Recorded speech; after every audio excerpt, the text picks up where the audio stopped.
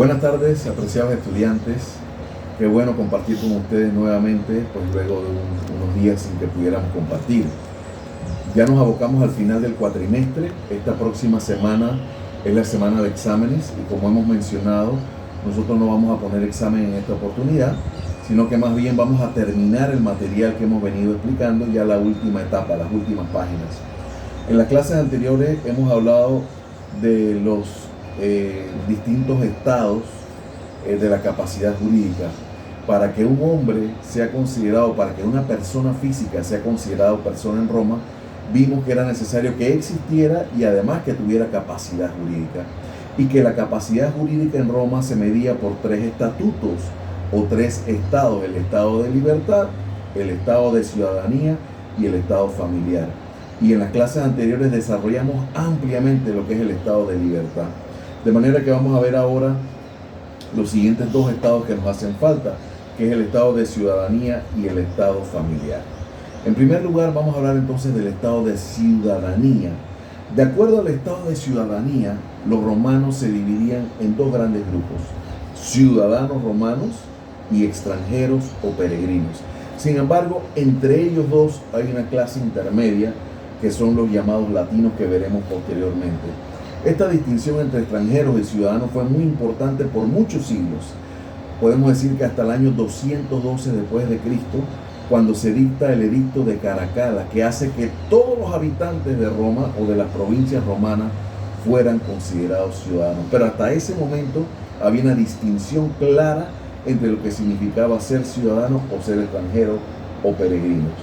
¿Quiénes eran los ciudadanos romanos?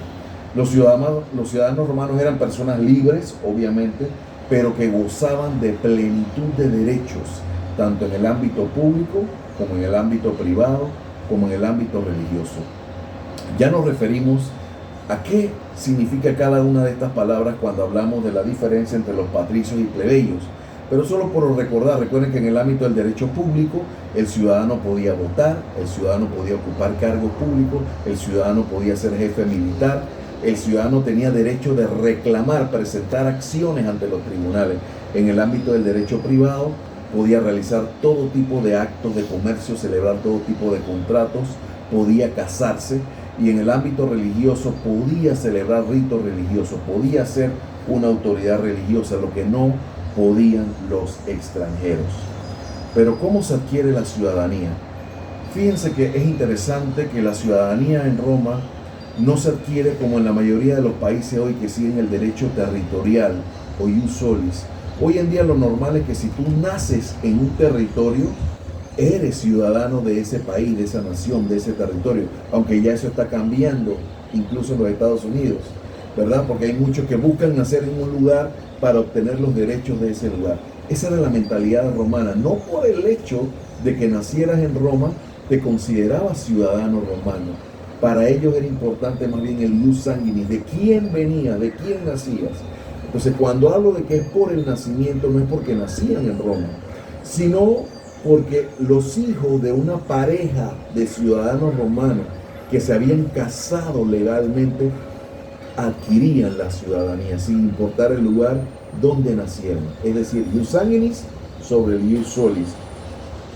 Pero también se podía adquirir la ciudadanía por causas posteriores al nacimiento. ¿Cuáles son? Algunas de ellas ya las conocemos. Por la manumisión. Si un amo era ciudadano y tenía un esclavo, ya sabemos que la manumisión es el acto por el cual el amo le da la libertad solemnemente al esclavo.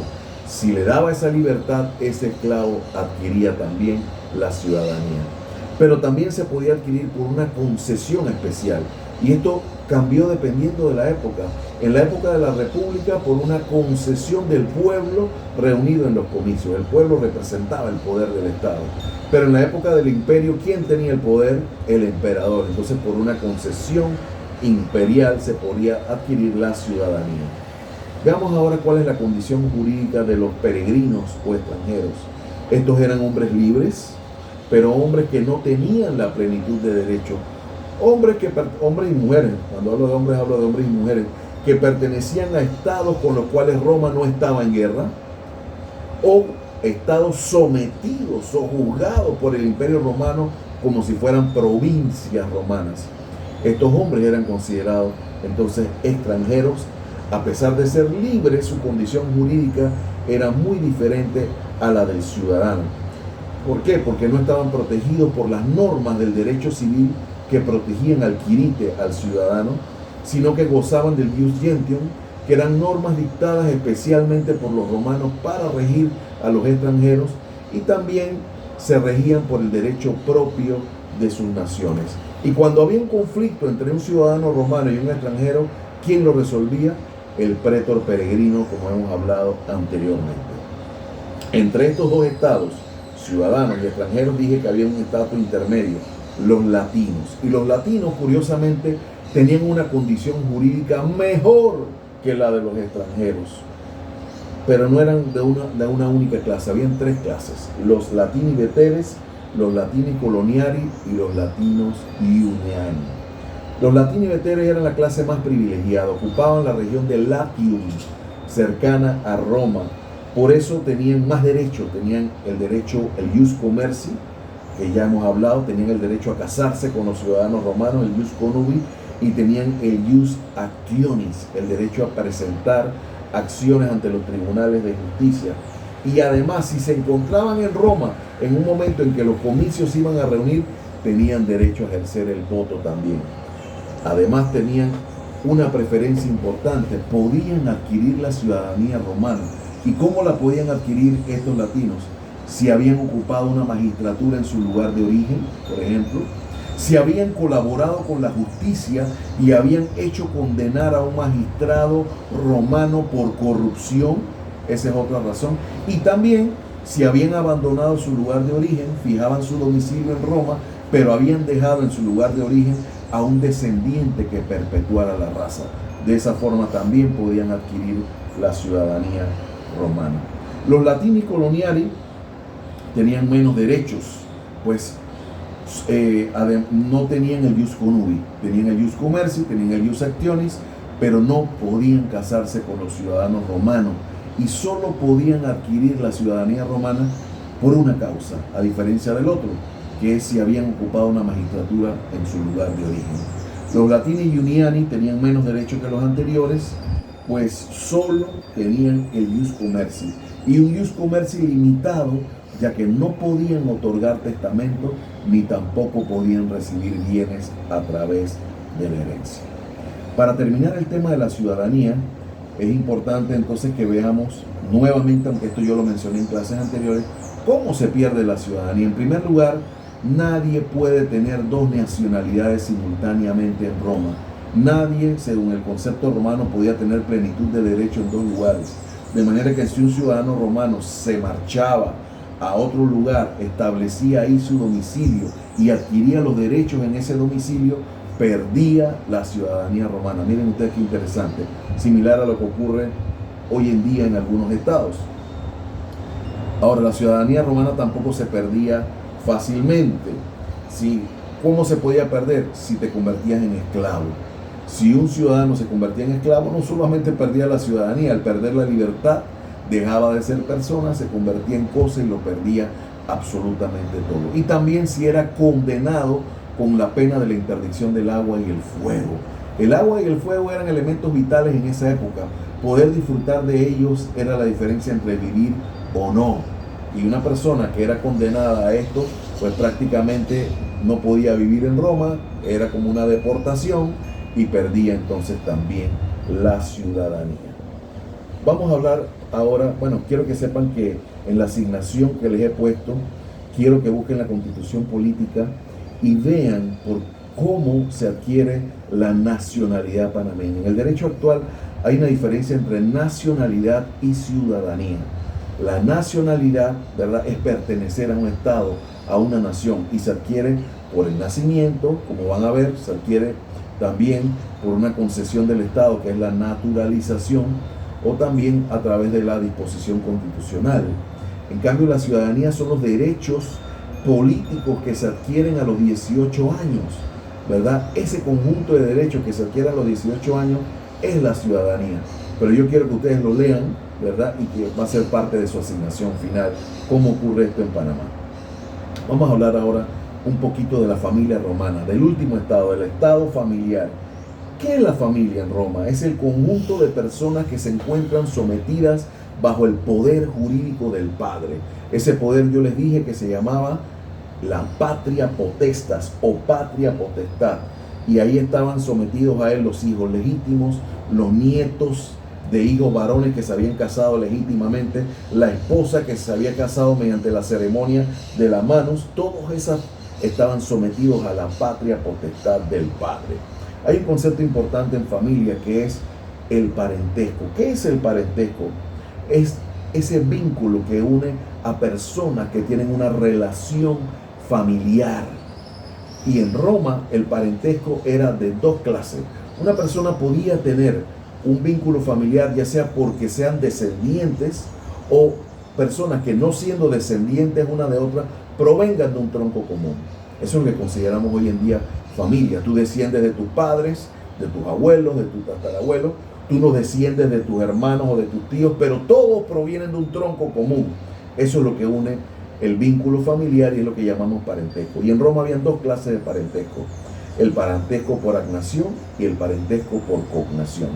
El parentesco por agnación, agnatio o parentesco legal, era el más importante y estaba basado en el matrimonio civil romano, que solo era exclusivo de los ciudadanos que tenían el jus connubii.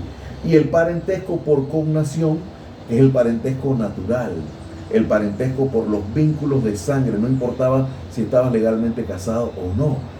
Los vínculos de sangre eran los que prevalecían. Pero ya les digo que en Roma era más importante el parentesco legal, el parentesco por agnación. Ahora, de acuerdo al estatuto familiar, en Roma habían dos clases de sujetos: los sui juris o independientes y los alieni juris o dependientes, dependen de alguien, acceden de alguien.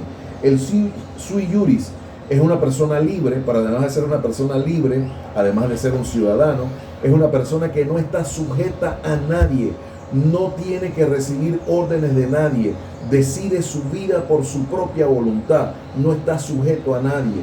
Y ese ¿quién es? El pater familia, el jefe de familia, y en consecuencia tenía derecho a ejercer un poder jurídico sobre los demás, que ya vimos que se llama patria potestad, y tiene derecho a un patrimonio propiamente tal. Ahora, ¿quiénes son los alieni juris? Los alieni juris son hombres libres, son ciudadanos, pero no son completamente libres. No son completamente libres porque están sujetos a la decisión de otra persona. No deciden por su propia voluntad.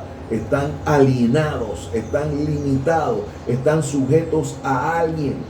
Y esos son ¿quiénes? Los hijos legítimos, es decir, los hijos nacidos en un matrimonio legal, los nietos de un hijo varón que se haya casado legalmente, la mujer, o sea, la esposa, si se celebró mediante la ceremonia de la mano, que veremos posteriormente, y también podían estar bajo la patria potestad hijos ilegítimos, hijos nacidos fuera del matrimonio, pero que el padre los legitimó mediante la legitimación o mediante la adopción.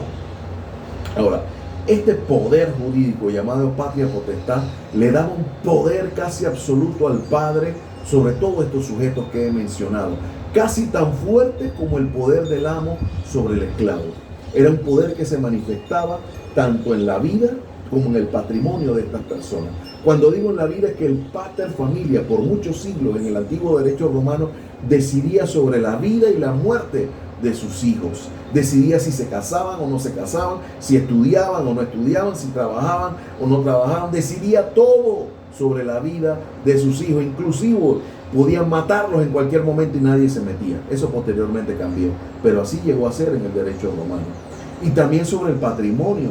Los hijos, no importaba que alcanzaran la mayoría de edad, no importaba que se hubiesen graduado, esos hijos seguían sujetos al pater familia. Hay que cumplir 18 años, eso no significaba nada, seguía sujeto al pater familia. Que estoy trabajando, todo lo que adquiría un hijo, fuera fruto del trabajo, o alguien se lo regalaba, o incluso era un botín de guerra, ese hijo, ese patrimonio no lo podía administrar.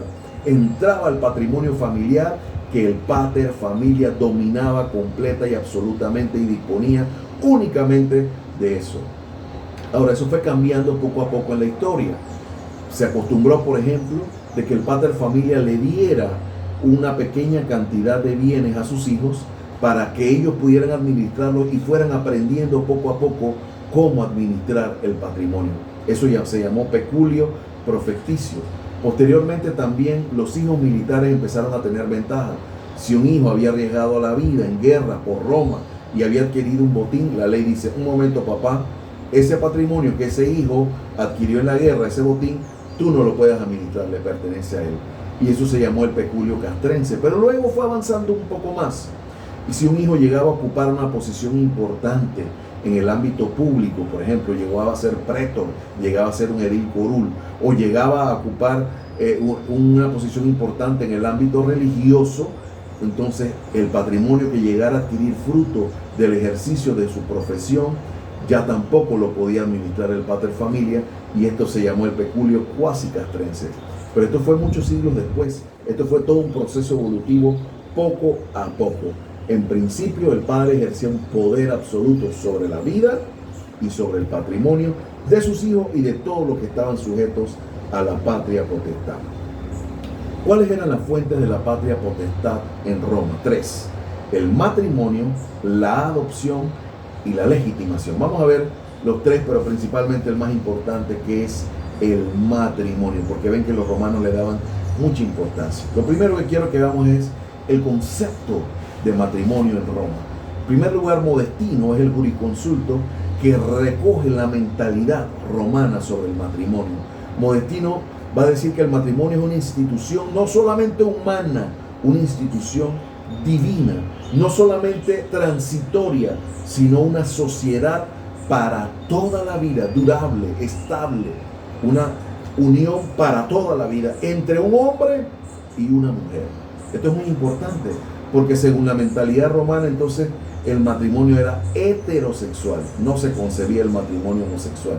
Y segundo, era monogámico, no se permitía que un hombre tuviera varias mujeres o que una mujer tuviera varios hombres. Imposible. Esa era la mentalidad romana.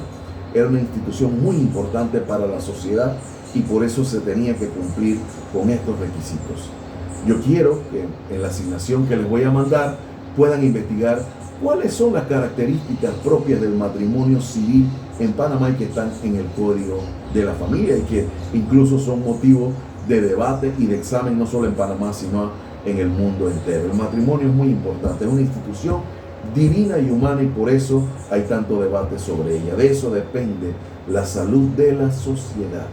En Roma habían 2 modalidades para contraer matrimonio: cum manus y sine manus. Cum manus era lo más usual, lo más corriente. A través del matrimonio cum manus, la mujer salía de la familia, rompía los lazos agnaticios de la familia del padre para formar parte de la familia de su esposo. Si su esposo era un hombre libre, entonces quedaba sujeto a ese esposo como si fuera una hija. Y los hijos que ella tuviera eran como hermanos de ella, porque el pater familia ejercía poder sobre ella y sobre los hijos que ella tuviera. Si esa mujer tenía patrimonio, entraba a formar parte ese patrimonio también de su esposo. Pero, ¿qué pasaba si el esposo no era un sui iuris? Si el esposo era un profesional, un adulto, una persona muy buena, pero alieni iuris, dependía del pater familia.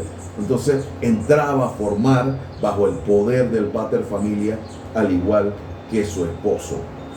Ahora bien, el sine manus era menos corriente. La mujer no salía de la familia de su padre. A pesar de unirse al varón, seguía estando jurídicamente sujeta a la familia del padre. De manera que si tenía patrimonio, ese patrimonio no entraba a la familia del padre. El padre seguía ejerciendo sobre él. Pero tenía una gran desventaja también. Al no formar parte de la familia del esposo, no tenía relación alguna con los hijos que ella tuviera. Eran hijos naturales, pero no pertenecían a la misma familia jurídica. Y por muchos siglos no había derecho a transferencia de bienes entre ellos. Esto vino a cambiar ya al final, pero por muchos siglos no podía heredar ella a sus hijos, lamentablemente. Pero ¿por qué conservaba su patrimonio? y estaba sujeta a la autoridad del padre. ¿Cómo se disolvía el matrimonio en Roma? Básicamente la disolución del matrimonio en Roma se va a dar por la muerte, que es la causa natural.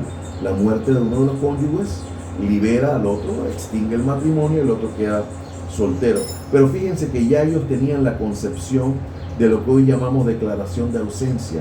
Si el esposo, por ejemplo, se iba a la guerra, se perdía por mucho tiempo, no se sabía de él, lo más lógico es que hubiera caído en la cautividad o que ese esposo hubiera muerto. Se podía declarar su ausencia y esto asimilaba a la muerte. Es interesante, y lo verán en Derecho Civil 1, que en Panamá tenemos dos figuras, la declaración de ausencia y la presunción de muerte, que se las dicta un juez civil pasado un tiempo, cumplido unos requisitos y que producen también la extinción del matrimonio y que dan la capacidad de que el cónyuge superstite también pueda, además de casarse, abrir un juicio de sucesión patrimonial. La otra forma de disolución del matrimonio en Roma es la capitis diminutio máxima. Obviamente, si uno de los dos cónyuges cae en esclavitud, se pierde todos los derechos y también se pierde el matrimonio. La tercera, la capitis diminutio media. Ya sabemos que el ius connubio, derecho a casarse, era exclusivo del ciudadano.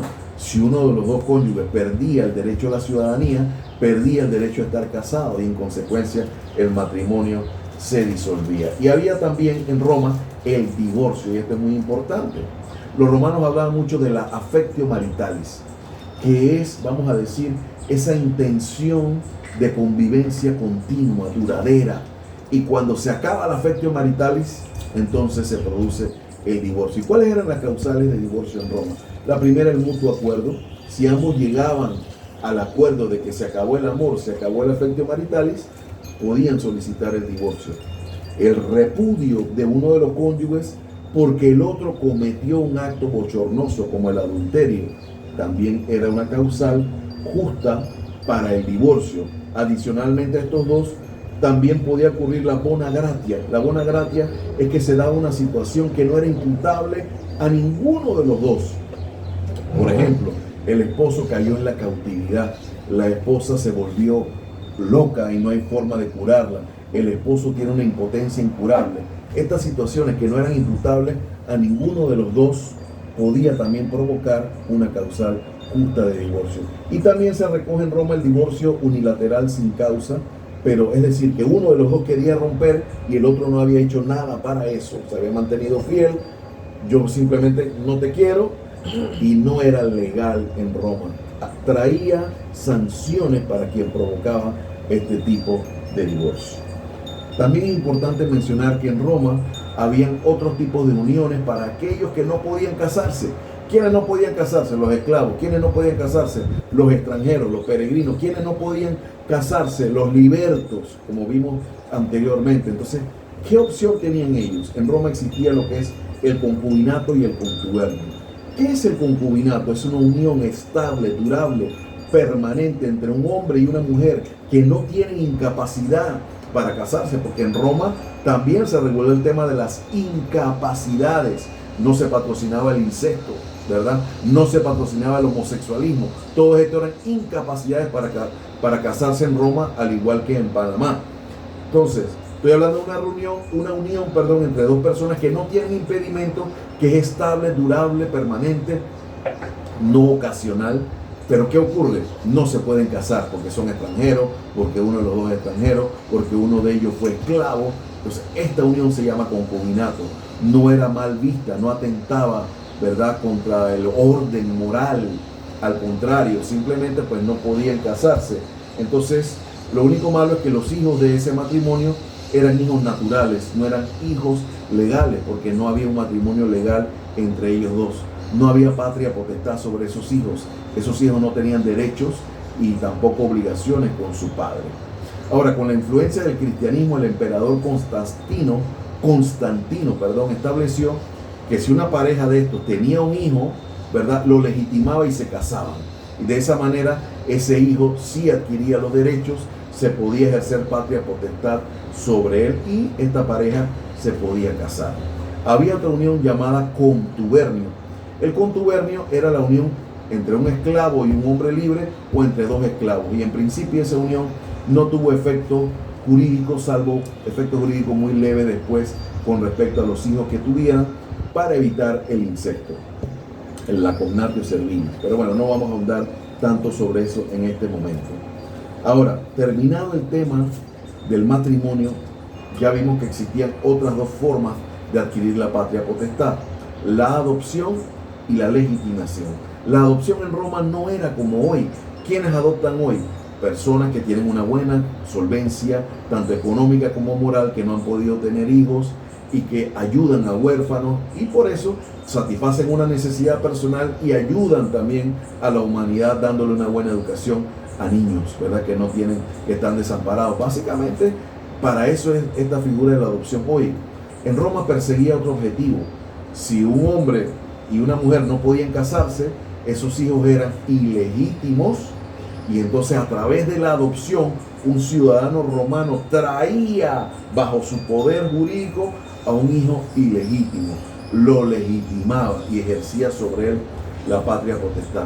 Pero la figura más importante para legitimar a mi hijo es la legitimación. Ese realmente es el mecanismo por excelencia para traer a hijos naturales, a hijos ilegítimos, a adquirir la condición de hijo legítimo. Y se podía dar por dos formas. Ya vimos una, la que estableció Constantino a través del matrimonio. Dos concubinos se casan si tenían hijos y de esa manera lo legitimaban, y además ellos vivían legalmente casados. Pero también podía darse mediante la oblación de la curia. ¿Qué es esto? Había vamos a decir, un cargo público detestable en Roma: cobrador de impuestos. Nadie quiere a los cobradores de impuestos. Entonces, ¿qué ocurría? Como los cobradores de impuestos nadie los quería, el Estado romano decía que si ese hijo se convertía en cobrador de impuestos, o sea, decurión, entonces podía legitimarlo. ¿Y qué pasa si es una hija? Nadie quería casarse con los cobradores de impuestos tampoco. Entonces, si yo tenía una hija ilegítima, pero la daba como esposa de un decurión, de un cobrador de impuestos, la legitimaba y ella adquiría derechos. Imagínense. Y la última forma de legitimar a los hijos es a través de una concesión del emperador, por una decisión del emperador a solicitud del padre. Todo lo que hemos hablado hasta el momento se refiere a las personas físicas. Y yo no puedo terminar el curso sin referirme brevemente a las personas jurídicas. Nosotros mencionamos que habían dos clases de personas: las personas físicas, el hombre, ¿verdad?, el ser humano, y las personas jurídicas. Es importante que sepan que desde la ley de las 12 tablas ya los romanos le concedían la capacidad jurídica, la entidad, la capacidad de adquirir derechos y de contraer obligaciones a organizaciones humanas, a agrupaciones de individuos, ¿verdad? Hombres que se unen, hombres, personas naturales que se unen para formar un ente diferente a ellos, que tiene un objetivo común, para lograr objetivos comunes, para lograr propósitos que quizás sean distintos a los propósitos individuales de los seres que conforman esa agrupación.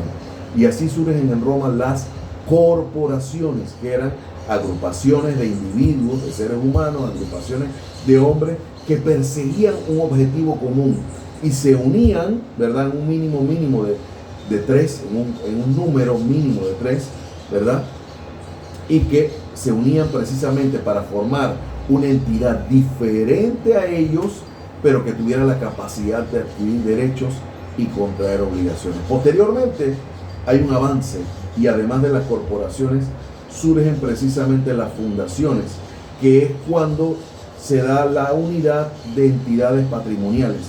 Yo sumo mi patrimonio al tuyo, tú aportas, él aporta, ella aporta, yo aporto, y la unidad, la unión de esos patrimonios forman lo que es una fundación. Y fíjense que no nació al principio con la finalidad de hacer negocios, el ánimo de lucro, sino con fines benéficos, para ayudar a las personas, para ayudar a los niños, para ayudar a las viudas, a los desamparados.